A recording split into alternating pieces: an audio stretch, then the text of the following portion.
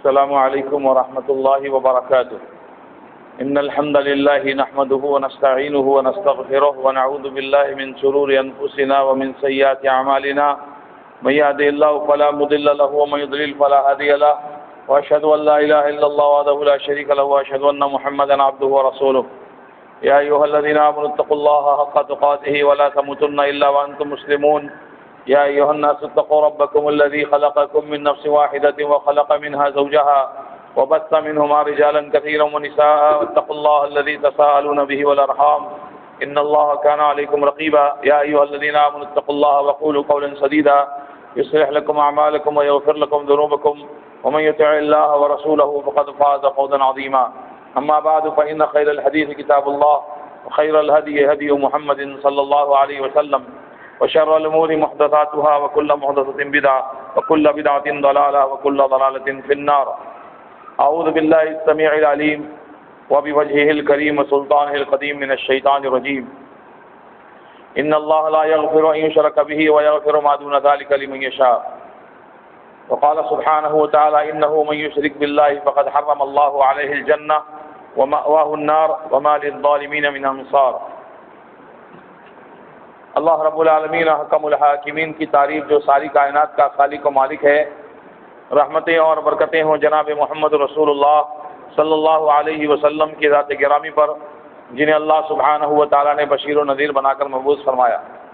اللہ سبحانہ و تعالیٰ کی بے شمار رحمتیں جناب محمد رسول اللہ صلی اللہ علیہ وسلم پر نازل ہوں۔ اللہم صلی علی محمد وعلی آل محمد کما صلیت علی ابراہیم وعلی آل ابراہیم انک حمید مجید۔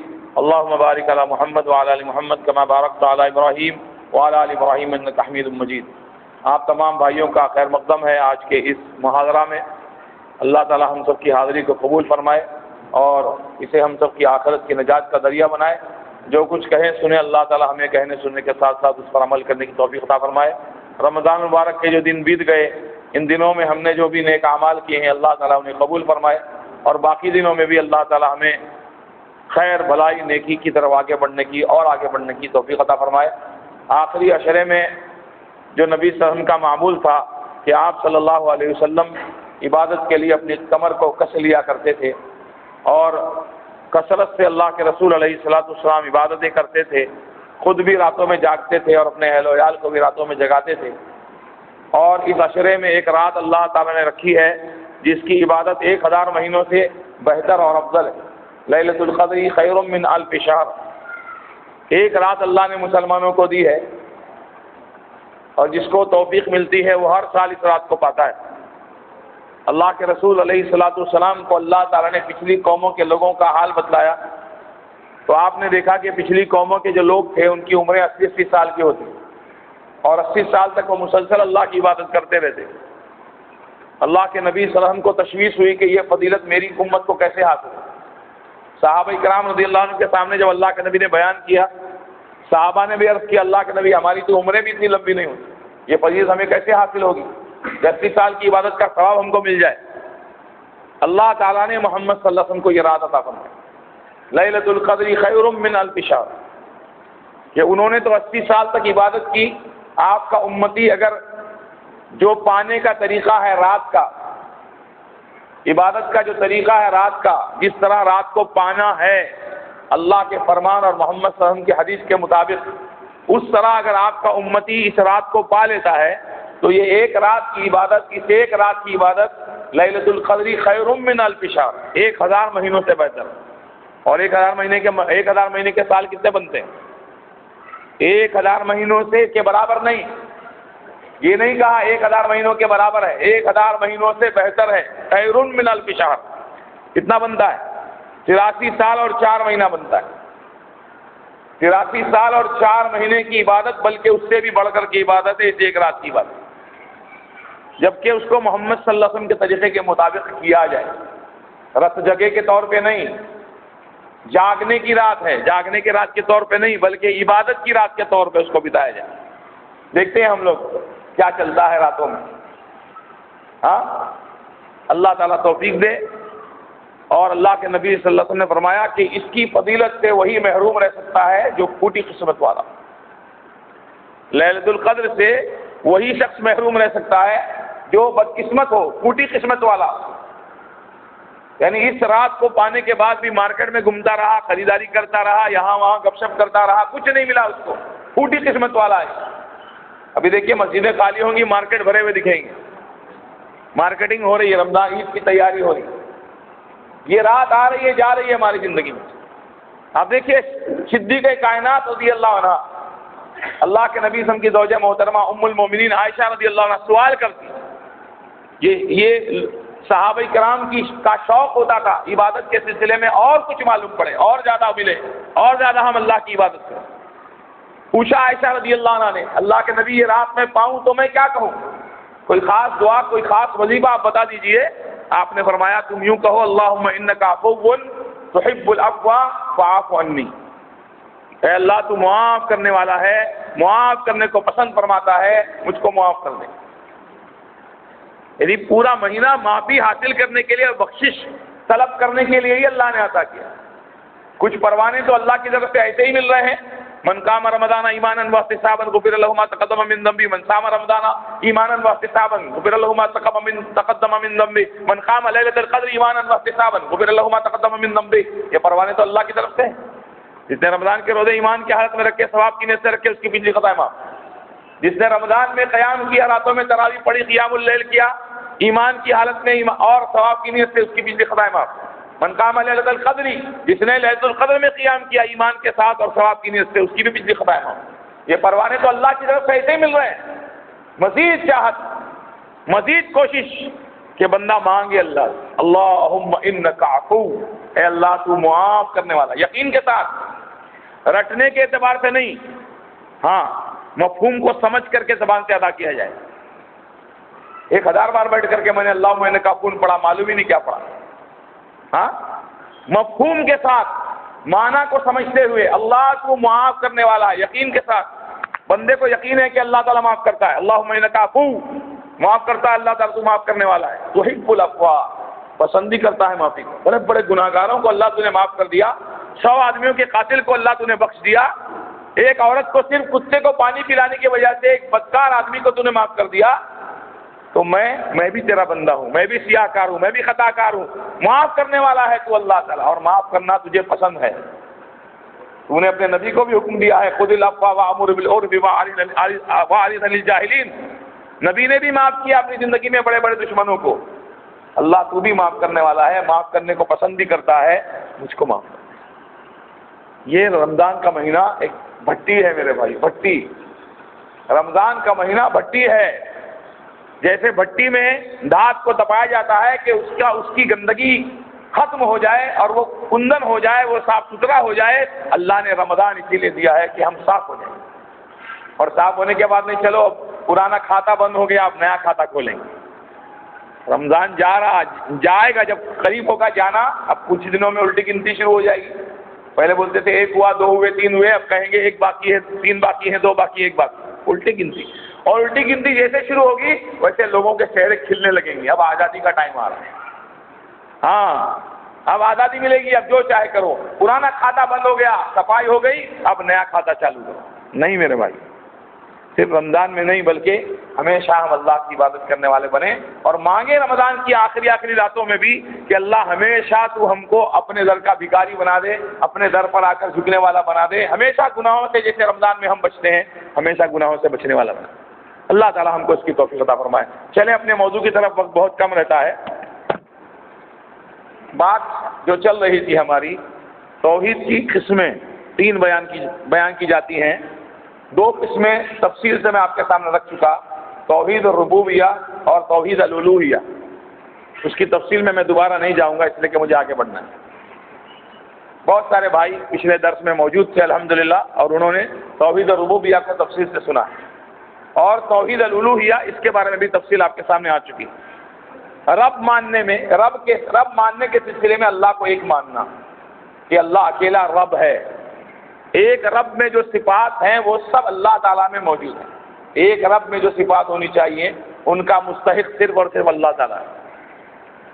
اللہ تعالیٰ ہی رب ہے، بندے کو، مخلوق کو جن جن چیزوں کی ضرورت ہے ان تمام چیزوں کا فراہم کرنے والا، عطا کرنے والا اللہ تعالیٰ ہی ہے۔ یعنی ربوبیت کا مختصر معنی یہ ہوا کہ اللہ کے جو افعال ہیں، اللہ کے جو افعال ہیں، رکھ دو میرا ہی رکھ دو، اللہ کے جو افعال ہیں ان میں اس کو اکیلا سمجھنا۔ اللہ تبارک و تعالی رب العالمین پیدا کرنے والا، جیسے 3 چیزیں آپ کو بتائی گئی، خالق اللہ، مالک اللہ، مدبر اللہ، تمام چیزوں کا پیدا کرنے والا اللہ، کوئی چھوٹی سی چھوٹی چیز بھی کسی اور نے نہیں پیدا کی۔ مالک بھی اللہ، جب خالق تمام چیزوں کا اللہ ہے، پیدا کرنے والا اللہ ہے، تو مالک بھی اللہ تعالیٰ ہے۔ دنیا میں ضروری نہیں ہے کوئی کسی چیز کا خالق ہو تو اس کا مالک بھی ہو۔ بہت سارے انجینئر بلڈنگ بناتے ہیں، مالک کوئی اور ہوتا ہے۔ بہت سارے پروڈکٹ مارکیٹ میں آتے ہیں، بنانے والا کوئی ہوتا ہے لیکن مالک اس کا بعد میں کوئی اور ہوتا ہے۔ تو خالق اللہ، جب خالق اللہ تو مالک بھی اللہ، اور جب اس نے سب کچھ پیدا کیا اور سب کچھ اسی کا ہے تو پوری کائنات کی تدبیر بھی وہی کر رہا ہے، نظام بھی وہی چلا رہا ہے۔ یہ تفصیل آ چکی ہے پوری۔ نمبر 2، توحید کی دوسری قسم توحید الالوہیہ۔ توحید الربوبیہ کا مطلب اللہ کے افعال میں اس کو اکیلا سمجھنا، اور توحید الالوہیہ کا مطلب عبادت میں اللہ کی کسی اور کو شریک نہیں کرنا۔ بندے کے جو افعال ہیں عبادت کے، وہ صرف اور صرف اللہ کے لیے ہوں، اللہ کے علاوہ کسی کے لیے نہ ہوں۔ ان صلاتی و نسکی و محیایا و مماتی للہ رب العالمین لا شریک لہ وبذلک امرت وانا اول المسلمین۔ ہر عبادت، جس کو عبادت کہا جاتا ہے، جس کو عبادت کہا گیا ہے، ہر عبادت اللہ کے لیے کی جائے، اللہ کے علاوہ کسی اور کے لیے نہیں کی جائے۔ یہ ہے توحید الالوہیہ۔ اور سارے رسول اسی توحید کی دعوت کے لیے مبعوث فرمائے گئے۔ رسولوں میں اور مخالفین میں جو جنگیں ہوئیں، لڑائیاں ہوئیں، ٹکراؤ ہوا، اس کی وجہ یہی توحید تھی، توحید الالوہیہ۔ وَلَقَدْ بَعَثْنَا فِي كُلِّ أُمَّةٍ رَسُولًا أَنِ اعْبُدُوا اللَّهَ وَاجْتَنِبُوا الطَّاغُوتَ۔ سارے ٹکراؤ، اللہ کے نبی علیہ السلام کی آیت طیبہ میں بھی جو ٹکراؤ ہوا مشرکین کے ساتھ، اور کئی جنگیں ہوئیں، اللہ کے نبی فرماتے تھے عبادت کے لائق ایک ہے، اور وہ کہتے تھے انیک۔ یہ توحید الالوہیہ۔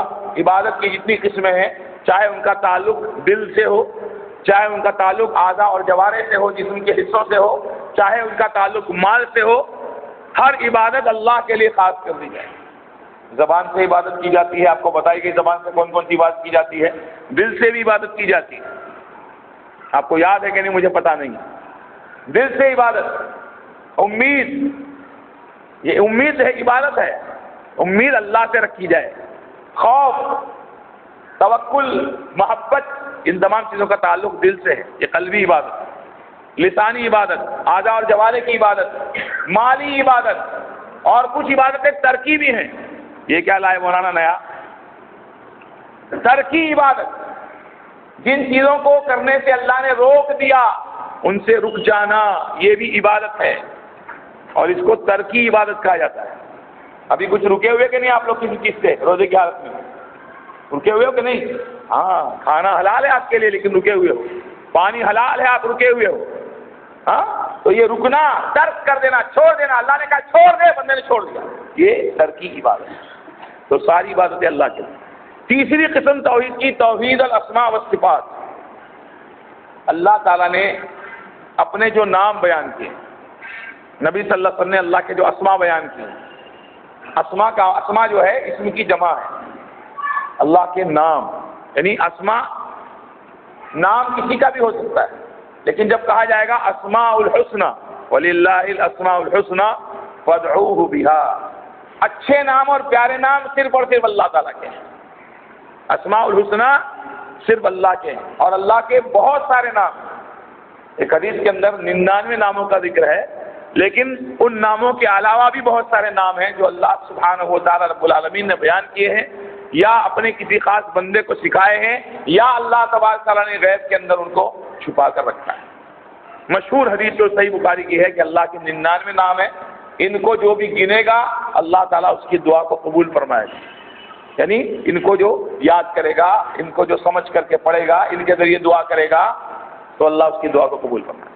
تو اللہ نے جو اپنے نام بیان کیے ہیں، یا اللہ کی جو صفات ہیں، اللہ کی صفت کیا ہے؟ اللہ کی صفت ہے العلیم۔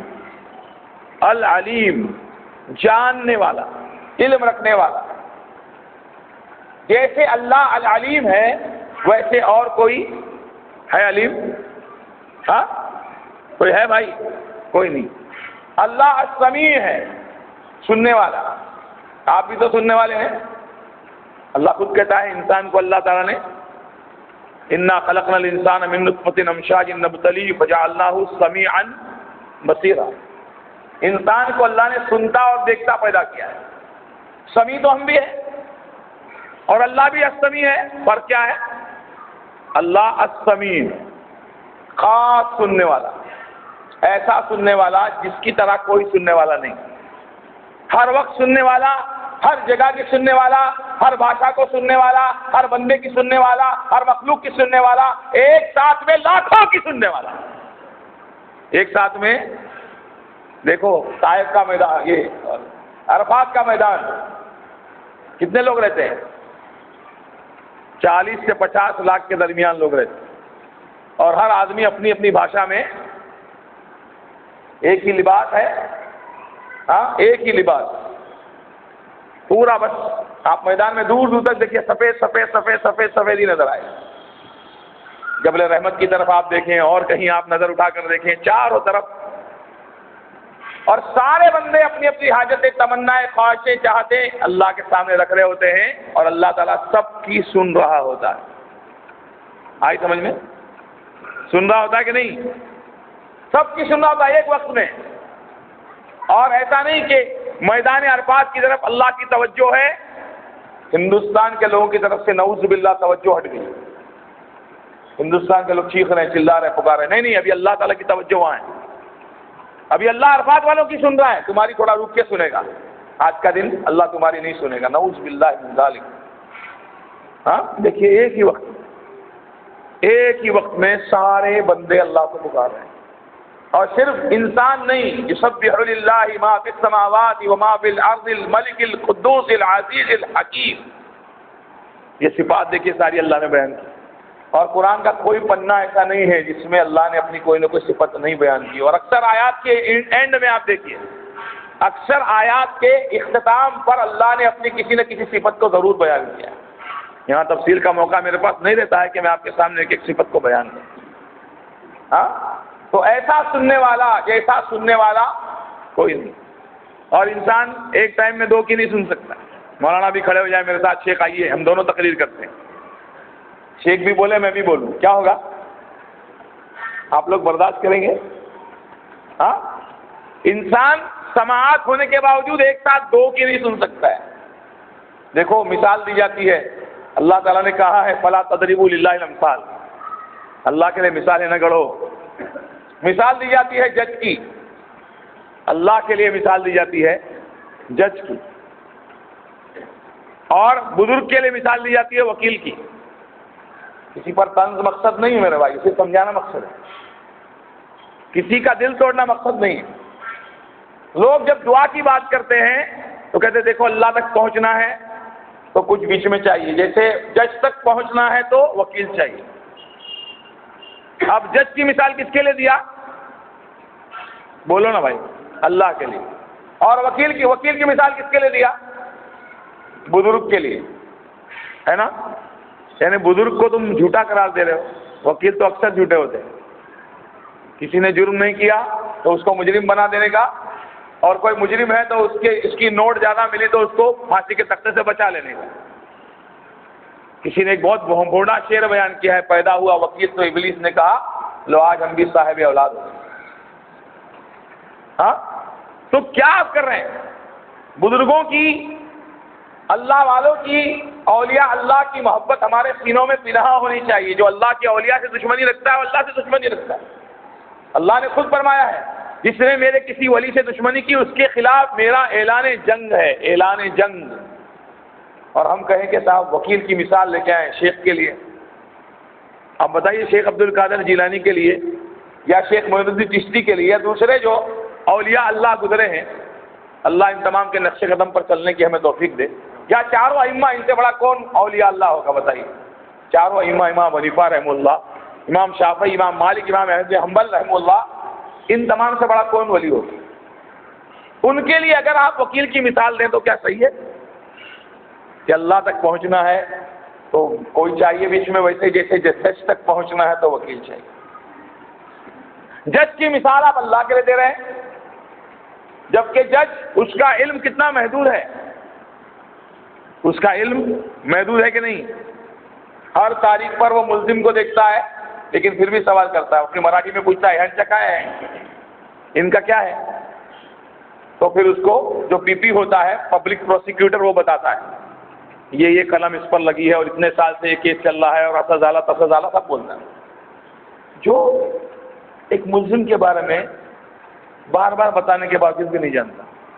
ہاں غور کیجیے آپ، وہ جو ایک ساتھ دو آدمی بولنے لگ جائیں، پبلک پروسیکیوٹر بھی بولے اور پرائیویٹ وکیل، دو وکیل ہوتے نا سامنے، ایک ملزم کی طرف سے وکیل ہوتا ہے، گورنمنٹ کا وکیل ہوتا ہے۔ اللہ آپ سب کو بچائے، ہم سب کو بچائے، سفید کپڑے والے سے، خاکی کپڑے والے سے اور کالے کپڑے والے، تینوں سے بچائے، ڈاکٹر سے بچائے، پولیس سے بچائے اور وکیل سے بچائے، جج سے بچائے۔ اللہ تعالیٰ دعائیں کرو بھائی، اللہ تعالیٰ سارے مسلمانوں کی حفاظت کرنا۔ بہت سارے مسلمانوں کو زبردستی پھنسایا جا رہا ہے۔ ہاں میرے بھائیوں، وہ دونوں ایک ساتھ بولنے لگے، پبلک پروسیکیوٹر اور پرائیویٹ وکیل دونوں بولنے لگے، تو اس کے ہاتھ میں ہتھوڑا دیا ہے، وہ بھی کائے کا دیا ہے؟ لوہے کا نہیں، یہ غصہ آیا تو دیا کسی کو مار دیا، لکڑی کا دیا ہے، وہ ہلکے سے مار کے کہتا ہے آرڈر آرڈر، کہتا ہے order order, one at a time. کس کی مثال کس کے لیے تم دے رہے ہو؟ وہ دیکھو اتنا کمزور ہے کہ ایک ساتھ دو کی نہیں سن سکتا، اور میں بتا چکا کہ اللہ ایک ساتھ لاکھوں کروڑوں اور ان گنت کی سنتا ہے۔ ہاں دے سکتے مثال؟ صحیح ہے مثال دینا؟ آپ بتائیے۔ پچھلے دنوں ایک جگہ بحث ہوئی، وکیل صاحب انگریزی ہی جانتے تھے اور جج صاحب مراٹھی جانتے تھے، اب وہ انگلش میں بول رہا ہے، ہاں ہاں ہاں ہاں ایک دم فارورڈ انگلش۔ اب جج صاحب بولتے ہیں مالا انگلش نہ یہ مجھے انگلش نہیں آتی۔ وہ بولتا ہے sir I don't know Marathi, sir I don't know Marathi, how can I speak, مجھے مراٹھی نہیں آتی، میں کیسے آپ سے بات کروں؟ اب بتائیے، ایک جج جو ایک سے دوسری بھاشا نہیں جانتا ہو، آئے ہائے، اس کی مثال کس کے لیے؟ سوچو، غور کرو۔ ہاں اپنے قلوب کی طرف دیکھو، اپنے اذہان کو صاف کرو، کیا ہے، کہاں جا رہے ہیں، کس کی مثال کس کے لیے؟ اور پھر دیکھو سب سے بڑھ کر کیا ہوتا ہے، کاروائی چل رہی ہے، پبلک پروسیکیوٹر بول رہا ہے، ملزم سن رہا ہے، ملزم کی طرف سے پرائیویٹ وکیل جواب دے رہا ہے، کاروائی چل رہی، اچانک جج صاحب کی کرسی کھڑکھڑانے کی آواز آتی ہے، پیچھے سے جو آدمی کھڑا ہوا ہے کارکن، وہ پیچھے سے کرسی کھسکاتا ہے اور جج صاحب کھڑے ہو جاتے ہیں۔ قائد اعلی صاحب ایسے پیٹ پہ ہاتھ لگا کے کہتا ہے یہ تو 2 منٹ، یہ تو سمجھ رہے بات کو؟ آتا ہوں، 2-3 منٹ میں آتا ہوں۔ کہاں جا رہے جج صاحب؟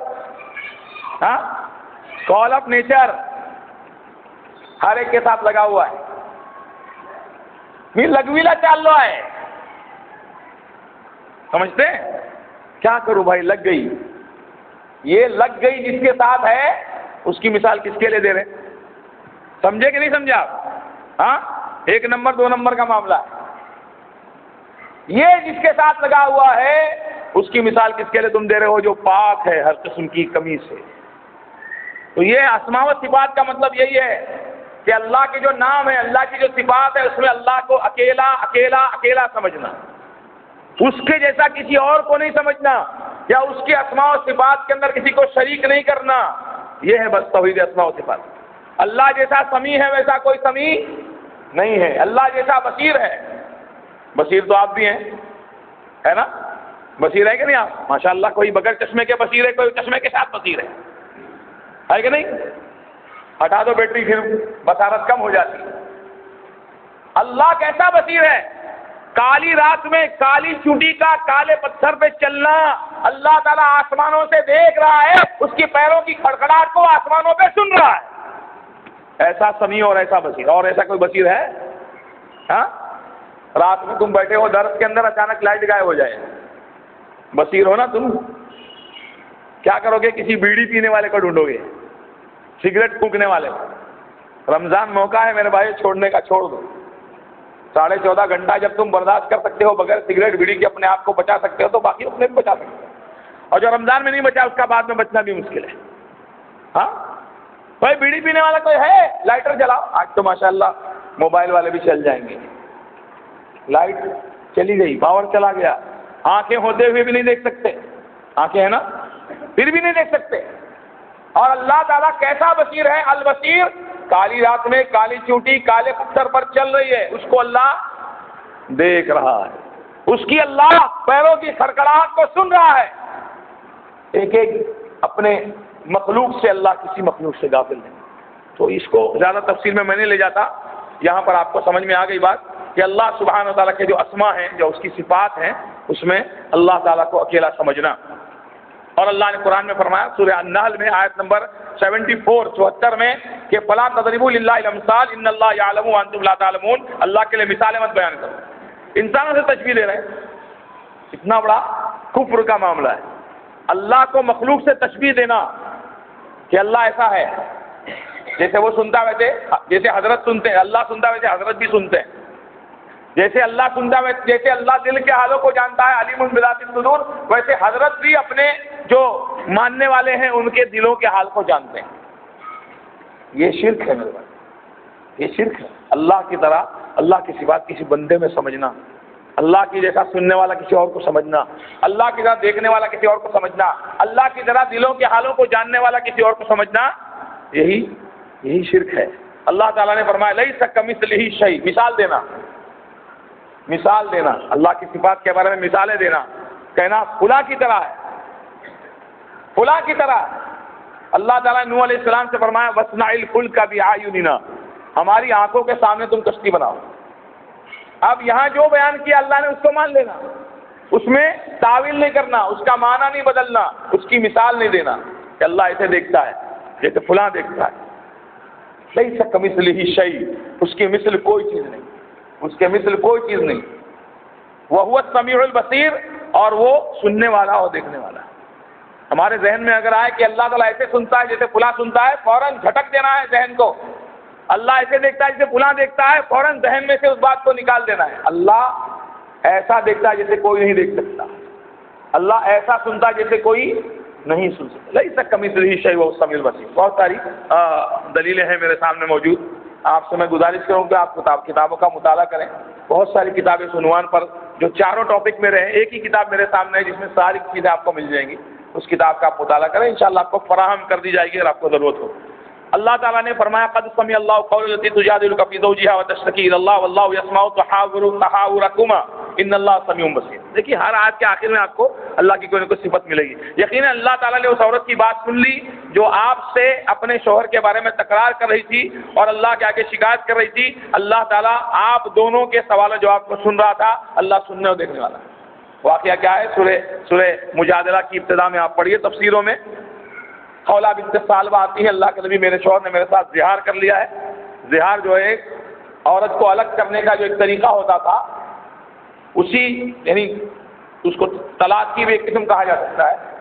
پہلے دور میں ہوتا تھا کہ اگر کوئی شوہر اپنی بیوی کو ماں کہہ دے یا کہے کہ تیری پیٹھ مجھ پر ایسی ہے جیسے میری ماں کی پیٹھ ہے، تو وہ عورت اس سے الگ ہو جاتی، اس کو الگ کرنا ہوتا تھا، وہ اس کے اوپر حرام ہو جاتی۔ لیکن اس ایک عورت کی خولہ بنت ثعلبہ کے رونے کی وجہ سے، گڑ گڑانے کی وجہ سے، اس ایک عورت کے رونے کی وجہ سے اللہ نے اپنا قانون بدل دیا کہ ماں وہی ہو سکتی ہے جو جننے والی ہے۔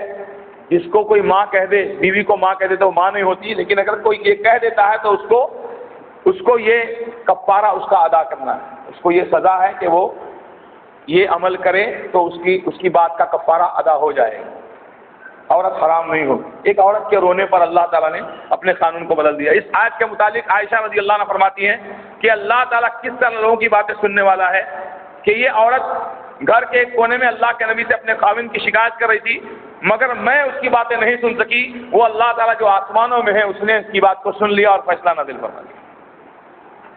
سوچیے آپ، عائشہ صدیقہ رضی اللہ عنہ ام المومنین، ہماری ماں، مانتے ہو ماں؟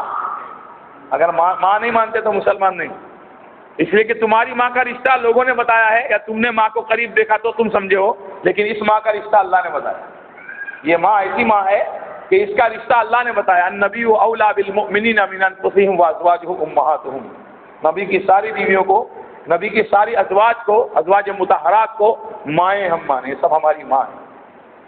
تو اماں فرماتی ہیں کہ گھر کے کونے میں بیٹھ کر کے بات کرے اللہ کے نبی صلی اللہ علیہ وسلم سے، میں نے سن پائی لیکن اللہ تعالیٰ جو آسمانوں میں ہے اس نے سن لیا۔ تو میرے بھائیوں، اللہ کی بہت ساری صفات ہیں جس کو ہم نمازوں میں بھی پڑھتے ہیں، الحمدللہ رب العالمین، رب یہ اللہ کی صفت ہے، الرحمن الرحیم، رحمان اللہ کی صفت، رحیم اللہ کی صفت ہے۔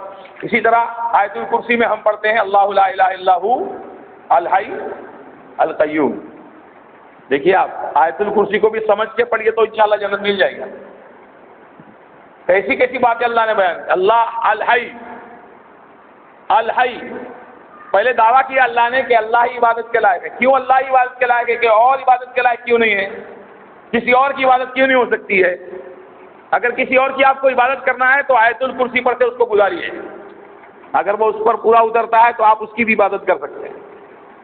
سمجھ میں؟ یہ ٹیسٹ ہے، اس ٹیسٹ سے آپ کو گزارنا ہے جس کی آپ عبادت کرنا چاہتے ہیں۔ بلکہ اس سے چھوٹی سورہ بھی ہے، قل هو اللہ سے بھی آپ گزار سکتے ہو، جس کی عبادت آپ کو کرنا ہے اللہ کے علاوہ۔ الحی، زندہ، یعنی جو زندہ ہو وہی عبادت کے لائق ہو سکتا ہے، جو مر جائے وہ معبود نہیں ہو سکتا۔ وتوکل علی الحی الذی لا یموت، محمد صلی اللہ علیہ وسلم کے انتقال پر ابو بکر رضی اللہ عنہ نے وہ تاریخی خطبہ جو دیا، من کان یعبد منکم محمدا فإن محمدا قد مات، تم میں سے جو اللہ کے نبی کی عبادت کرتا تھا اس کو معلوم ہو جانا چاہیے اللہ کے نبی ہم دنیا سے گئے۔ ومن کان یعبد اللہ، اور جو اللہ کی عبادت کرتا تھا وہ جان لے فإن اللہ حی لا یموت، اللہ زندہ ہے، اسے کبھی موت نہیں ہے۔ تو حی صرف اللہ ہے، اور چونکہ اللہ ہی حی ہے اس لیے وہی عبادت کے لائق۔ اگر کسی اور کی عبادت کی جائے تو وہ زندگی میں تو ہاں دیکھ رہا سن رہا کہا، سو جاتا تو کہاں سن رہا۔ القیوم، وہ خود قائم ہوا، اللہ خود قائم ہوا، اس کو کسی نے قائم نہیں کیا ہے بلکہ پوری کائنات کو اس نے قائم کیا ہے۔ اسی کے حکم پر یہ آسمان رکے ہوئے ہیں، اسی کے حکم پر زمین ٹھہری ہوئی ہے، ساری کائنات کو اس نے قائم کیا ہے، اس لیے وہ قیوم ہے، اور اس کی طرح کا کوئی قیوم۔ ہر انسان، ہر مخلوق اپنے وجود کے سلسلے میں اللہ کی محتاج ہے کہ نہیں؟ اس نے وجود بخشا تو پیدا ہوئے، وہ کھانا دے رہا ہے تو زندہ ہے، وہ ہوا دے رہا ہے یا جو بھی ہماری ضرورت کی چیزیں دے رہا تو ہم حیات ہیں، موجود ہے، زندہ ہے، اور وہ موت دے گا تو مر جائیں گے۔ اپنے وجود کے سلسلے میں، اپنی بقا کے سلسلے میں، اپنے معاملات کے سلسلے میں ہر مخلوق اللہ کی محتاج ہے۔ اس نے کائنات کو قائم کیا ہے، وہ خود قائم ہوا ہے، باقی کوئی ایسا نہیں ہے جس کے اندر یہ صفت۔ اسی طرح بہت ساری صفتیں اللہ سبحانہ تعالیٰ کی، اللہ غنی ہے، اللہ حمید ہے، اللہ مجید ہے، اللہ حلیم ہے، اللہ غفور ہے، اللہ احد ہے، اللہ صمد ہے، اللہ اول ہے، اللہ آخر ہے، اللہ ظاہر ہے، اللہ باطن ہے۔ اللہ اول ہے، سب سے پہلا اللہ، سب سے پہلے اللہ، کچھ نہیں تھا تو اللہ تھا، اور کچھ نہیں رہے گا تو اللہ رہے گا۔ وہ الاول والآخر والظاہر والباطن، اللہ اول، اللہ آخر، اللہ ظاہر، اللہ باطن۔ ظاہر اور باطن کا مطلب سمجھانے کا بھی وقت میرے پاس نہیں۔ اللہ کے نبی دعا فرمایا کرتے تھے، اللہم انت الاول فلیس قبلک شیء، سن لیجئے، اللہم انت الاول فلیس قبلک شیء، اے اللہ تو پہلا ہے، تجھ سے پہلے کوئی چیز نہیں، وانت الآخر فلیس بعدک شیء، تو آخر ہے، تیرے بعد کوئی چیز نہیں، وانت الظاہر فلیس فوقک شیء، تو ظاہر ہے، تیرے اوپر کوئی چیز نہیں، تو سب سے اوپر ہے، تیرے اوپر کوئی چیز نہیں۔ مالک، خالق، معبود، اس کا یہ حق ہے کہ وہ مخلوق کے اوپر ہو۔ سجدے میں کیا پڑھتے ہو؟ سبحانہ ربی الاعلی، میرا پاک پروردگار میرا پاک ہے جو سب سے بلند ہے، سب سے اونچا ہے۔ هو الاول والآخر والظاہر، تو ظاہر ہے، تجھ سے اوپر کوئی چیز نہیں۔ وهو الباطن وانت الباطن فلیس دونک شیء، تو باطن ہے، چھپا ہوا ہے، لیکن تیرے پیچھے کوئی چیز نہیں۔ ٹھیک ہے، یہ اللہ کی صفات۔ اسی طرح حکیم ہے اللہ، خبیر ہے اللہ، اللہ تعالیٰ قدیر ہے، اللہ کی قدرت، ہر چیز پر اللہ کی قدرت۔ ان اللہ علی کلی، اللہ ہر چیز پہ قدرت رکھتا ہے، ہر چیز کرنے کی اللہ طاقت رکھتا ہے، جو کوئی نہیں کر سکتا وہ اللہ کرنے کی طاقت رکھتا ہے۔ اللہ تعالیٰ نے ایک رات کے مختصر حصے میں نبی کو 40 دن کا سفر، ایک رات کے مختصر حصے میں کرانے کے بعد ہزاروں سال کا سفر بھی کرا دیا۔ جو کوئی نہیں کر سکتا ہے وہ اللہ کرنے کی طاقت رکھتا ہے۔ اسی طرح ارادہ اللہ، مشیت جس کو کہا جاتا ہے، اس میں کوئی شریک نہیں اللہ کا۔ اکیلا ہے اللہ. اللہ ارادہ کرتا ہے کسی چیز کا, انما امرہ اذا اراد شیئا ان یقول له کن فیکون. جب ارادہ کرتا ہے کسی چیز کا کہتا ہو جا, ہو جاتی ہے. اس کو کوئی روکنے والا نہیں ہے. اللہ آپ ایسا کیوں کر رہے ہیں, اللہ آپ ایسا مت کیجیے. اللہ کو عاجز کرنے والا نہیں کوئی. ہاں, اللہ کو کوئی عاجز کرنے والا نہیں ہے کہ حضرت نے آنکھ اٹھا کے دیکھی تو اللہ نے فیصلہ بدل دیا, ڈر کر کے, کمزور ہو کر کے, نعوذ باللہ, یا اس کے دباؤ میں آ کر کے. اللہ ایسا نہیں, اللہ ایسا نہیں. اللہ تعالیٰ کو کسی کے مشورے کی ضرورت نہیں. اللہ تعالیٰ پچھتاتا نہیں, نعوذ باللہ, یہ میں نے کیوں کر دیا, نعوذ باللہ من ذالک. ان تمام صفات میں اللہ اکیلا ہے. اسی طرح اللہ کلام کرتا ہے, اللہ کلام کرتا ہے. اللہ تعالیٰ رب العالمین نے کلام کیا, وکلم اللہ موسیٰ تکلیما. اللہ نے نبی صلی اللہ علیہ وسلم سے کلام کیا, انبیاء سے اللہ نے کلام کیا. یہ کلام اللہ کی صفت ہے. کیسے کلام کرتا ہے, کیسے کرتا بھائی؟ ہاں, جیسے اس کی ذات کو لائق ہے ویسے کرتا ہے. یہی جواب ہونا چاہیے. وہ دیکھتا ہے, کیسے دیکھتا ہے؟ ہاں, جیسے اس کی ذات کو لائق ہے, جیسے اس کی بلند ذات کے لائق ہے ویسے دیکھتا ہے. ٹھیک ہے. سنتا ہے, جیسے اس کی ذات کو لائق ہے ویسے سنتا ہے. اسی طرح اللہ سبحانہ تعالیٰ خوش ہوتا ہے, اللہ غضبناک ہوتا ہے. یہ ساری اللہ تعالیٰ کی صفات. اللہ کا علم ساری چیزوں کو گھیرے ہوئے, کوئی چیز اس کے علم سے باہر نہیں. کوئی بھی چیز دنیا کی اس کے علم سے باہر نہیں ہے. اور یہ دیکھیے ایک عجیب علم اللہ نے بیان کیا ہے, ان اللہ عنده علم الساعة وینزل الغیث. اللہ کے پاس قیامت کا علم ہے, کسی کو قیامت کا علم ہے نہیں ہے. وینزل الغیث, اللہ جانتا ہے بارش کب برسے گی. کتنا ہی موسم والے براڈ کاسٹ کریں, بتائیں یہاں بارش ہونے والی, ادھر زیادہ ہونے والی, ادھر کم ہونے والی, سب فیل ہو جاتے ہیں. اللہ ہی جانتا ہے بارش کب برسے گی. وَيُنَزِّلُ الْغَيْثَ وَيَعْلَمُ مَا فِي الْأَرْحَامِ. ماں کے پیٹ میں کیا ہے اس کا علم اللہ کو ہے, نیک ہے, بد ہے, اچھا ہے, برا ہے, سب اللہ تعالیٰ جانتا ہے. وَمَا تَدْرِي نَفْسٌ مَاذَا تَكْسِبُ غَدًا. کل آدمی کیا کرے گا نہیں جانتا. پلاننگ تو بہت ہے, ہاں, لیکن ہوتا وہی ہے جو اللہ چاہتا ہے. وَمَا تَدْرِي نَفْسٌ بِأَيِّ أَرْضٍ تَمُوتُ. کون سی زمین میں مرے گا, کہاں مرے گا, وہ بندہ نہیں جانتا, اللہ ہی جانتا ہے. ان اللہ علیم خبیر. اللہ تعالیٰ علم والا اور خبر رکھنے والا ہے. میرے بھائیو, بہت ساری دلیلیں ہیں اس سلسلے میں. تو جو اللہ نے صفات بیان فرمائی, اللہ تعالیٰ کا عرش پر مستوی ہونا, اللہ کا دیکھنا, اللہ کا سننا, اللہ کا خوش ہونا, اللہ کا ناراض ہونا, ان تمام میں ہم اللہ کو اکیلا سمجھیں اور اس کی مثال نہ دیں اور اس کا انکار نہ کریں. حدیث میں آتا ہے اللہ اپنا ہاتھ پھیلاتا ہے رات میں تاکہ دن کا گناہگار توبہ کر لے. دن میں ہاتھ پھیلاتا تھا کہ رات کا گناہگار توبہ کر لے. اب اس میں ہاتھ کا ذکر ہوا تو ہاتھ کو ہاتھ مانو, لیکن کیسا ہے وہ مت بولو. اللہ ہاتھ پھیلاتا ہے, ہاتھ پھیلاتا ہے, کیسا پھیلاتا ہے, کس کی جیسا اس کا ہاتھ ہے, ہاتھ کا انکار کر دو نہیں.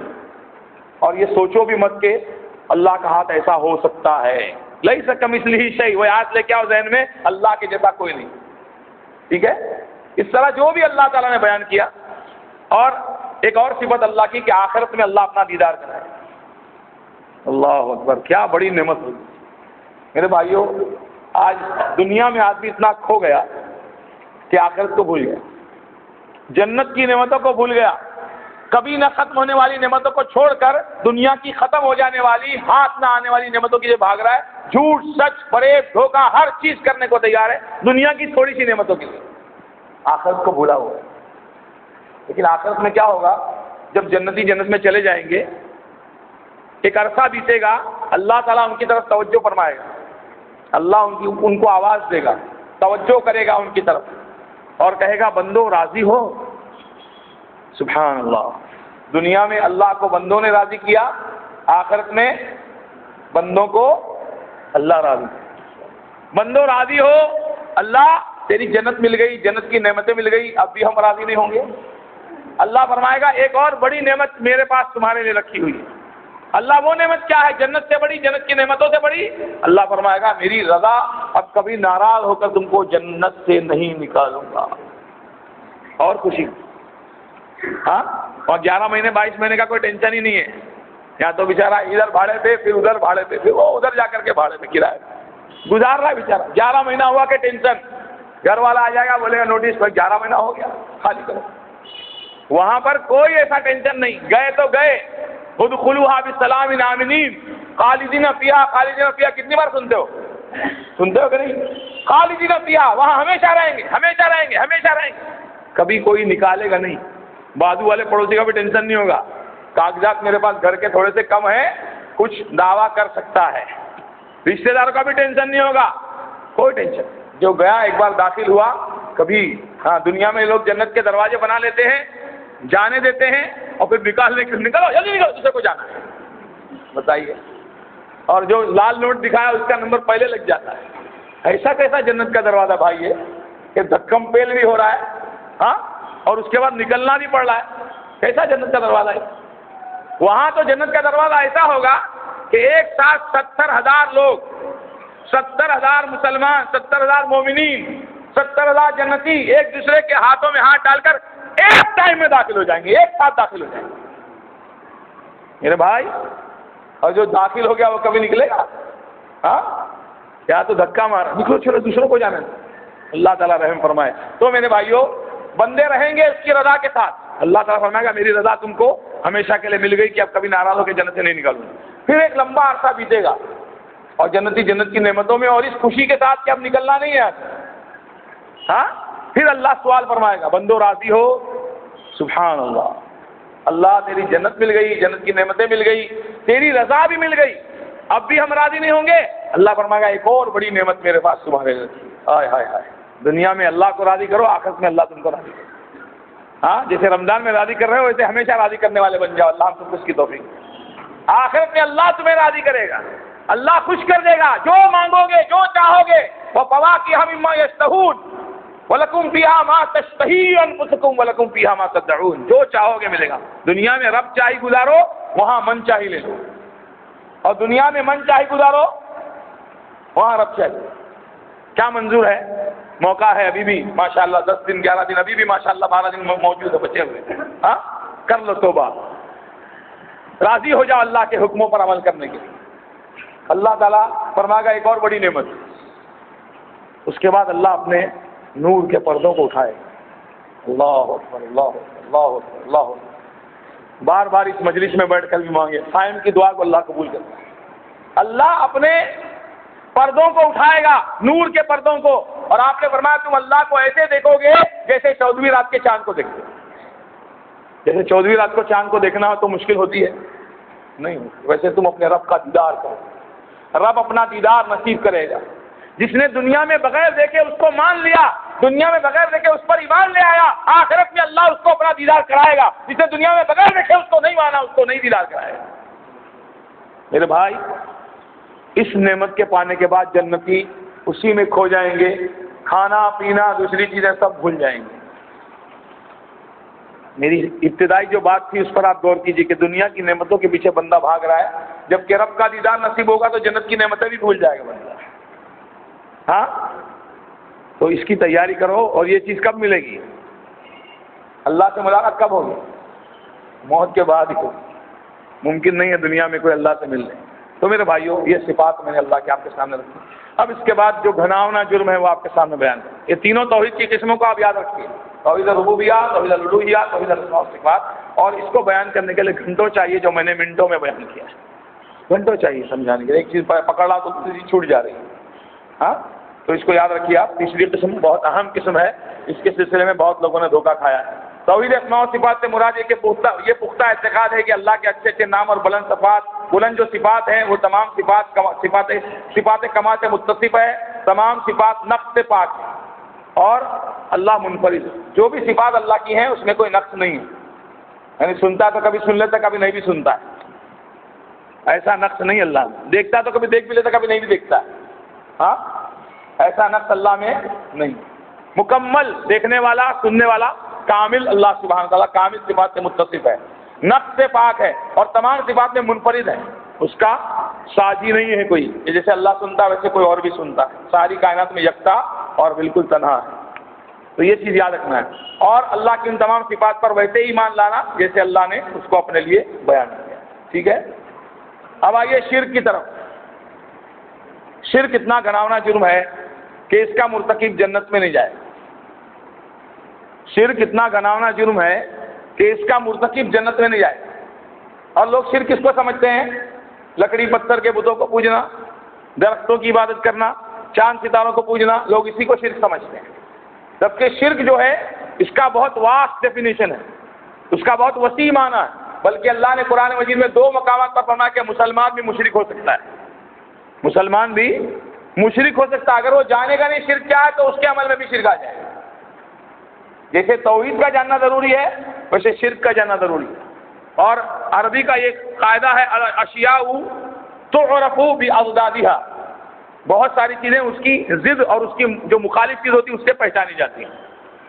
بہت ساری چیزیں اس کی ضد سے پہچانی جاتی ہیں. ضد یعنی اس کا جو الٹا ہوتا ہے اس سے پہچانی جاتی ہے. تو توحید بھی شرک سے پہچانی جا سکتی ہے، شرک بھی توحید سے پہچانا جا سکتا ہے. اس لیے جہاں ہم توحید کو معلوم کرتے ہیں وہاں شرک کا معلوم کرنا بھی ضروری. صحابہ کرام رضی اللہ عنہ برائیوں کو بھی معلوم کرتے تھے. کیوں برائیوں کو معلوم کرتے تھے؟ تاکہ وہ اس سے بچ سکیں. حذیفہ ابن یمان رضی اللہ عنہ کہتے ہیں کہ اللہ کے نبی صلی اللہ علیہ وسلم سے لوگ خیر کے بارے میں پوچھتے تھے اور میں شر کے بارے میں سوال کرتا تھا تاکہ میں شر سے بچ جاؤں. تو جیسے خیر جاننا ضروری ہے توحید، ویسے ہی شرک اس کا جاننا بھی ضروری ہے. کیوں؟ تاکہ اس سے بچ سکے. محدثین کرام لنگڑی لولی ضعیف موضوع الٹی سیدھی حدیثیں بھی اپنے شاگردوں کو یاد کراتے تھے، لمبی لمبی سند کے ساتھ. اس نے اسے سنا، اس نے اسے سنا، اس نے اسے سنا، اور اس کے بعد کہتے کہ حدیث جو ہے کام کی نہیں. ارے امام صاحب، ارے استاد صاحب، پھر یاد کیا کو کرا ہے آپ نے؟ تاکہ کل ایسی حدیث تیرے سامنے آئے تو آنکھ بند کر کے کہہ سکے حدیث صحیح نہیں، کہ حدیث گڑی ہوئی ہے. تو جہاں توحید کو جاننا ضروری وہاں شرک کو جاننا بھی ضروری ہے. ورنہ شرک کی بات آپ نے کیا فرمائی؟ آپ نے فرمایا شرک جو ہے چونٹی کی چال سے، شرک کا معاملہ چونٹی کی چال سے زیادہ باریک ہے. اللہ کے نبی صلی اللہ علیہ وسلم نے فرمایا شرک جو ہے چونٹی کی چال سے زیادہ باریک ہے، تمہارے اعمال میں داخل ہو جاتا ہے تم کو پتہ نہیں چلتا. شرک ہمارے اعمال میں چونٹی کی چال سے زیادہ باریک ہے، داخل ہو جاتا ہے، ہم کو خبر نہیں ہے. اس لیے شرک کی معرفت حاصل کرنا اور شرک سے بچنا ضروری ہے. لغوی اعتبار سے شرک کا معنی ہے دو چیزوں میں برابری کرنا. لغت کے اعتبار سے، ڈکشنری کے اعتبار سے شرک کا معنی کیا ہے؟ دو چیزوں میں برابری کرنا. دو چیزوں میں برابری کرنے کا نام شرک ہے. اور اہل علم نے اس کے اور بھی طرح یعنی معنی بیان کیے ہیں. اس میں ایک ہے مشارکت، پارٹنرشپ. اللہ کا پارٹنر یعنی کسی کا پارٹنر کسی کو بنانا، اس کو بھی شرک کہا جاتا ہے. جیسے بندہ اللہ تعالیٰ رب العالمین کا کسی کو پارٹنر، ساجی، ساتھی، مددگار سمجھے. کسی کا دباؤ اللہ پر، کسی کی بات سن کر کے اللہ اپنا فیصلہ بدل دیتا ہے. کوئی دباؤ ڈالتا ہے، جیسے دنیا کے آفیسر ہوتے ہیں ان پر جاتا ہے کوئی پہچان والا، ہاں پرنسپل کے پاس کوئی چلا گیا اس کا رشتہ دار اور بولا اس کا ایڈمیشن کرا دیجئے، اس کا یہ کرا دیجئے، اس کا رزلٹ صحیح کرا دیجئے. وہ دباؤ میں آگے کر لیا. ویسے اللہ سبحانہ تعالیٰ نہیں. تو دو چیزوں میں برابری کرنا یا مشارکت، پارٹنرشپ، یہ شرک کا معنی ہے. شرک کو بہت تفصیل سے سمجھایا گیا ہے. شرعاً شرک یہ ہے کہ جو امور صرف اللہ کے لیے خاص ہیں، جو معاملات اور جو کام اللہ کے لیے خاص ہیں، ان میں سے ان میں کسی اور کو اس کا شریک بنا دینا. سمجھ رہے ہیں؟ اللہ کے لیے جو چیزیں خاص ہیں ان میں کسی اور کو اس کا شریک بنا دینا، کسی اور کے لیے عمل کرنا، یہ شرک ہے. اہل علم نے اس کی تفصیلیوں بیان کی ہے. توحید ربوبیت جو آپ نے سنی ہے، توحید ربوبیت، اس میں شرک یہ ہے کہ اللہ تعالیٰ کے جو خصائص ہیں، ربوبیت کی جو خصوصیات ہیں، اس میں کسی کو اللہ کا ہمسر بنا دینا. مثلا یہ عقیدہ رکھنا کہ جیسے اللہ خالق ہے ویسے کوئی اور بھی خالق ہے. یہ ربوبیت میں شرک. جیسے اللہ خالق ہے ویسے کوئی اور بھی خالق ہے، جیسے اللہ مالک ہے ویسے کوئی اور بھی مالک ہے، جیسے اللہ تدبیر کر رہا ہے، پوری کائنات کا نظام چلا رہا ہے، ویسے کوئی اور بھی کائنات کے نظام کو چلا رہا ہے. یہ ربوبیت میں شرک. الوہیت میں شرک یہ ہے کہ اللہ تعالیٰ کی جو عبادتیں خاص ہیں ان میں کسی اور کو شریک کرنا. مثلا اللہ کے علاوہ کسی اور سے دعا کرنا، اللہ کے علاوہ کسی اور سے فریاد کرنا کہ اللہ بھی سنتا ہے، یہ بھی سنتے ہیں، اللہ بھی بگڑی بناتا ہے، یہ بھی بناتے ہیں، ان کو پکارنا، دعا اور فریاد کرنا. اسی طرح اللہ کے علاوہ کسی اور کے لیے جانور ذبح کرنا. یہ عبادت اللہ کے لیے خاص ہے، کسی اور کے لیے یہ عمل بجا لانا. رکوع اللہ کے سامنے، جو سجدہ اللہ کے سامنے، طواف اللہ کے گھر کا، عبادت کی قسموں کو اللہ کے علاوہ کسی اور کے لیے کر دینا، یہ الوہیت میں شرک ہے. اور اسماء و صفات میں شرک یہ ہے کہ اللہ تبارک و تعالی رب العالمین کی جو اسماء و صفات ہیں اس میں کسی اور کو بھی ویسا سمجھنا. جیسے عالم الغیب اللہ تعالیٰ ہے، چھپی ظاہر تمام چیزوں کا جاننے والا اللہ ہے، کسی اور کو بھی سمجھنا. جیسے اللہ دیکھتا ہے کہ اور بھی دیکھ سکتا ہے، یہ چیزیں میں بیان کر چکا ہوں آپ کے سامنے. یا جیسے اللہ سنتا ہے کہ اور بھی سن سکتا ہے، یہ بھی اسماء و صفات میں شرک ہے. تو میرے بھائیوں، شرک کی تھوڑی سی تفصیل رکھنے کے بعد اور اس بات کے بیان کرنے کے بعد کہ صحابہ کرام برائیوں کو بھی جانتے تھے تاکہ اس سے بچ سکیں. آگے کچھ خاص چیزیں دو چار میں آپ کے سامنے اور بیان کر کے اپنی گفتگو ختم کر رہا ہوں، اور آخری جو چیزیں بچیں گی وہ اگلے درس میں اس کو مکمل کرنے کی کوشش کروں گا۔ اللہ تعالیٰ شرک کو کبھی نہیں معاف کرے، شرک کبھی معاف نہیں ہوگا، کبھی معاف نہیں ہوگا۔ اگر لوگ مطلب سمجھ لیتے ہیں دنیا میں بھی شرک کیا تو معاف نہیں، جب تک زندہ ہو تب تک معافی ہے، جب تک ہمارے حواس ہیں، جب تک ہم زندہ ہیں، تب تک ہم جو بھی بڑا سے بڑا گناہ ہو اللہ سے اس کی سچے دل سے توبہ کریں، معافی مانگے، اللہ معاف کر دے گا۔ سورہ فرقان میں اللہ تعالیٰ نے فرمایا والذین لا يدعون مع اللہ الہا آخر ولا یقتلون النفس التي حرم اللہ الا بالحق ولا یزنون ومن یفعل ذلک یلقى اثاما یضاعف له العذاب یوم القیامة ویخلد فیہ مہانا الا من تاب وآمن وعمل عملا صالحا فاولئک یبدل اللہ سیئاتہم حسنات وکان اللہ غفورا رحیما۔ اللہ سبحانہ و تعالیٰ فرماتا ہے رحمان کے بندے تین بڑے بڑے گناہ نہیں کرتے، اس کا مطلب یہ نہیں چھوٹے چھوٹے کرتے ہیں، یعنی یہ اتنے گھرانے جرم ہیں کہ رحمان کے بندے اس سے بچتے ہیں۔ سب سے پہلا شرک، سب سے پہلا شرک، اس سے بچتے ہیں۔ کسی کو ناحق قتل نہیں کرتے، کسی کو بغیر کسی قصور کے قتل نہیں کرتے، اور زنا نہیں۔ جو کوئی ان گناہوں کو لے کے آئے گا اپنے لیے قیامت کے دن بڑا سخت وبال لائے گا۔ یضاعف له العذاب یوم القیامہ، قیامت کے اس کو دوہرا عذاب دیا جائے گا، ذلت کے ساتھ وہ جہنم میں پڑا جائے گا۔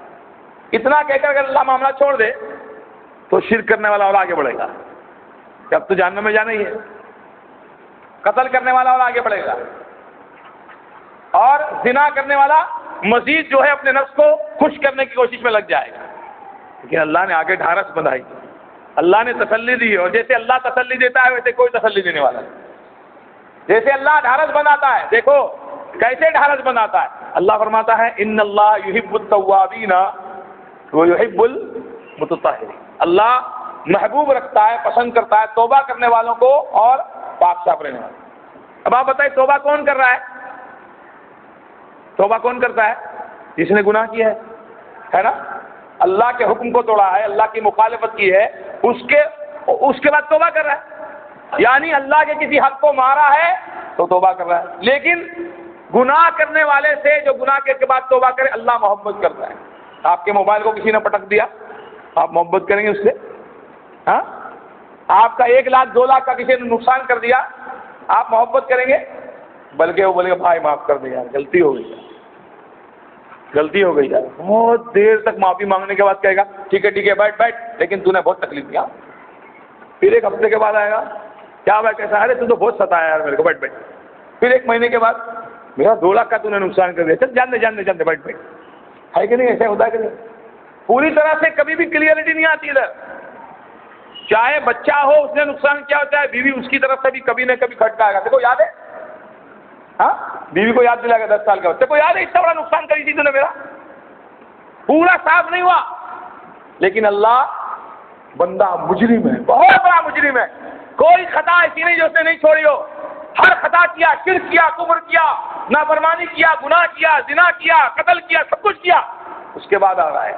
اللہ کہتا ہے یا عبادی الذین اسرفوا علی انفسہم لا تقنطوا من رحمت اللہ، اے میرے بندے، اے میرے وہ بندو جنہوں نے اپنی جانوں پہ ظلم کیا ہے، میری رحمت سے نا امید کبھی بھی نہیں ہونا۔ ان اللہ یغفر الذنوب جميعا، اللہ تمہاری ساری خطاؤں کو معاف کر دے۔ ایک بار آنسو بہایا، 2-4 آنسو کے قطرے آنکھوں سے نکل گئے، پچھلی ساری خطائیں معاف۔ آنسو دیکھو کتنا قدر اللہ تعالیٰ کو قدر ہے، ہر آنکھ، وہ آنکھ جو اللہ کے خوف سے روتی ہے اللہ تعالیٰ نے جہنم کیا اس پہ حرام کر دی۔ تو میرے بھائی اللہ ایسا صاف کرنے والا ہے، ہاں ایسا۔ اور پھر آگے پڑھیے، عفو قدیر اللہ کی صفت ہے، اس سے بڑھ کر کے وَهُوَ الْغَفُورُ الْوَدُودُ، اللہ اکبر۔ غفور کس کو کہتے ہیں؟ الغفور، چھپا کے صاف کر دینے والا۔ تم اور ہم گناہ کرتے ہیں تو کوئی دیکھتا ہے، ہاں بہت سے بہت دیکھے تو گھر والے، لیکن فرینڈس کو نہیں معلوم رہتا، کبھی فرینڈس کو معلوم ہوتا تو گھر والوں کو نہیں معلوم رہتا۔ ہاں 2-4 لوگوں کے ساتھ مل کر کے فلم دیکھا بیٹھ کے، ابھی بھی تیاری ہو رہی ہوگی مسلمانوں کی، ہاں جیسے وہ باہر نکلے گا اپن بھی باہر نکلیں گے ادھر۔ اللہ چاہے تو ہزاروں لوگ تمہارے میرے گناہ کو جان لے کہ اللہ چھپا دیتا ہے، چادر ڈال دیتا ہے، ہاں اور معاف کر دیتا ہے۔ یہ ہے الغفور، چھپا کر صاف کر دینے والا۔ تو الغفور الودود، معاف کرنے والا اور بے انتہا پیار کرنے والا۔ کیا عجیب اللہ کا معاملہ ہے، دنیا میں کسی کا نقصان کیا تو تم کو ویسے پیار نہیں کرے گا جب پہلے پیار کرتا ہے. لیکن اللہ تعالیٰ کی کتنی بڑی نافرمانی تم نے کی ہو، توبہ سچی پکی اگر تم کر لو، آنسو بہا لو، مغفرت اللہ سے مانگ لو، سب صاف کر دیا. وہو الغفور وہو الغفور الودود، ٹوٹ کے محبت کرنے والا اور پیار کرنے والا. مجرم ہے اس کے بعد بھی محبت کرتا ہے. دنیا میں مجرم پہ تو ہاں کلنک لگ گیا، بٹا لگ گیا، دھبا لگ گیا، بیچارہ کوئی نہ چاہتے ہوئے بھی مصیبت میں پھنس گیا تو اس سے بھی لوگ دور ہو جاتے ہیں. ہاں آج کے دور میں کسی پہ مصیبت آنا سب سے بڑی مصیبت ہے. تیرے پہ مصیبت آئی تو سب سے بڑا، ہاں بس دور ہو جاؤ ہم سے رابطہ نہیں رکھنا. اللہ تعالیٰ قریب ہے. اور یہ بھی حقیقت ہے کہ لوگوں سے ڈر کے بندہ دور ہوتا ہے اور اللہ سے ڈر کے بندہ قریب ہوتا ہے کہ نہیں؟ پولیس سے ڈرتا تو قریب نہیں ہوتا کبھی بھی. جانور سے چیر پھاڑ کرنے والے سے ڈرتا تو قریب نہیں ہوتا. سانپ آ رہا ہے ہو قریب جاؤ، ہاں شیر آ رہا ہے قریب جاؤ. دنیا میں جس سے ڈرتا ہے اس سے دور ہوتا ہے، مخلوق سے ڈرتا ہے دور ہوتا ہے، لیکن خالق سے ڈرتا ہے تو اور قریب ہوتا ہے اور قریب ہوتا ہے اور قریب. اور دنیا میں معاملہ ایسا ہے، مجرم پکڑا گیا تو اس کی پچھلی زندگی دیکھو کون کون سی قلم لگی ہے، کتنی بار اس کا کڑی پار ہوا ہے. لیکن اللہ کی طرف پلٹتا ہے تو اللہ دیکھتا ہے کتنے اخلاص کے ساتھ میں میری طرف آیا ہے، پچھلی زندگی نہیں دیکھتا. ہاں تو میرے بھائیوں خیر بات کیا چلی تھی؟ ہاں شرک ایسا جرم ہے کہ اس کو اللہ معاف نہیں کرے گا. باقی جس خطا کو اللہ تعالیٰ چاہے گا معاف کرے گا. یہ باتیں اس لیے کہیں کہ مغفرت کا زمانہ چل رہا ہے، مغفرت اللہ سے مانگ لے، اللہ تعالیٰ معاف کرے. ان اللہ لا یغفر ان یشرک بہ، اللہ تعالیٰ اس بات کو نہیں بخشے گا کہ اس کے ساتھ شریک کیا جائے. 3 بڑے بڑے گناہ میں نے آپ کے سامنے بیان کیے. وَيَغْفِرُ مَا دُونَ ذَلِكَ لِمَن يَشَاءُ، اس کے سوا جو چاہتا ہے اللہ بخش دیتا ہے. شرک سب سے بڑا ظلم ہے. وَإِذْ قَالَ لُقْمَانُ لِابْنِهِ وَهُوَ يَعِظُهُ يَا بُنَيَّ لَا تُشْرِكْ بِاللَّهِ إِنَّ الشِّرْكَ لَظُلْمٌ عَظِيمٌ. لقمان نے جب اپنے بچے کو نصیحت کی، لقمان علیہ السلام ایک بہت اللہ کے نیک بندے گزرے جن کا ذکر قرآن کے اندر ہے. انہوں نے جب اپنے بچے کو نصیحت کی تو سب سے پہلے نصیحت کیا کی؟ لا تشرک باللہ، اللہ کے ساتھ کسی کو شریک مت کرو. ان الشرک لظلم عظیم، شرک سب سے بڑا ظلم ہے. یہ 2 آیتیں قرآن کے اندر ہیں جو ڈھارس دلاتی ہیں. ان میں سے 2 آیت دوسری یہ بتلاتی ہیں کہ مسلمان بھی مشرک ہو سکتا ہے. بات یہاں سے چلی تھی. ایک آیت تو وہ میں نے آپ کے سامنے پڑھی، وما یؤمن اکثرهم باللہ الا وهم مشرکون. ایمان لانے کے باوجود بھی بہت سارے لوگ مشرک ہیں، یعنی ایمان والا بھی مشرک ہو سکتا ہے. اس لیے شرک کے بارے میں جاننا ضروری ہے. اور دوسری آیت ہے الذین آمنوا ولم یلبسوا ایمانهم بظلم، جو لوگ ایمان لائے اور اپنے ایمان کو انہوں نے شرک سے بچایا. یعنی ایمان والے کے اندر بھی شرک آ سکتا ہے، کہ شرک سے بچنا ضروری ہے. اسی طرح شرک اگر کوئی کرتا ہے تو اس کے سارے اعمال ضائع ہو جاتے ہیں. اللہ تعالیٰ نے نبیوں کا ذکر کیا سورہ انعام کے اندر، 18 نبیوں کا ذکر کیا. اللہ سورہ انعام کی آیت نمبر 88 میں 18 نبیوں کا ذکر کیا اور فرمایا وَلَوْ أَشْرَكُوا لَحَبِطَ عَنْهُمْ مَا كَانُوا يَعْمَلُونَ. اگر یہ انبیاء بھی شرک کیے ہوتے، حالانکہ انبیاء شرک سے روکنے کے لیے آئے، لیکن اگر ان سے بھی شرک ہوتا وَلَوْ أَشْرَكُوا لَحَبِطَ عَنْهُمْ مَا كَانُوا يَعْمَلُونَ، تو ہم ان کے اعمال کو ضائع کر دیں. اللہ قرآن میں فرما رہا ہے، آیت نمبر لے کے جاؤ، اپنی طرف سے نہیں بیان کر رہا.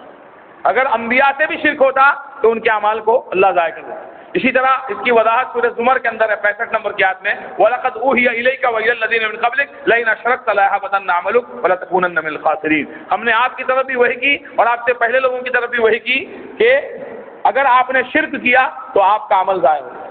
کس سے کہہ رہا ہے یہ اللہ تعالیٰ؟ محمد صلی اللہ علیہ وسلم. آپ پر بھی وحی کر رہا ہوں اور آپ سے پہلے لوگوں پر بھی میں نے وحی کی ہے کہ اگر آپ نے بھی شرک کیا تو آپ کے عمل ضائع ہو جائیں. تو یہ شرک اتنا گھناؤنا جرم ہے. نبی سے بھی ہو گیا نہیں ہوگا، لیکن اگر ہو گیا نبی سے بھی، نبی کا کوئی رشتہ دار ہے، نبی کا باپ ہے، نبی کا چچا ہے، اگر وہ مشرک ہے، نبی کی بیوی مشرک ہے، نبی کا بیٹا مشرک ہے، نبی ان کو جنت میں داخل نہیں کرا سکتے. پڑھو قرآن میں.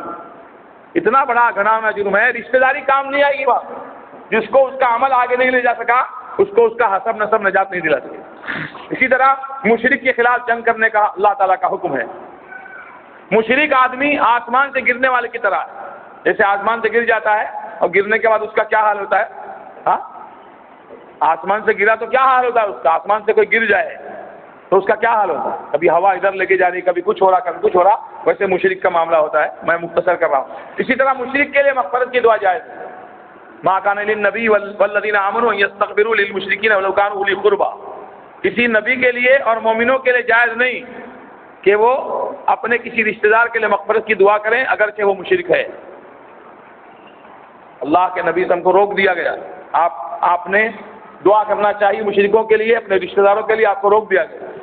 ابراہیم علیہ السلام اپنے باپ کے لیے دعا کرتے رہے، لیکن جب واضح ہو گیا کہ وہ باپ کھلم کھلا مشرک ہے اور اللہ کا نافرمان ہے، نہیں ہٹا اپنے معاملے سے،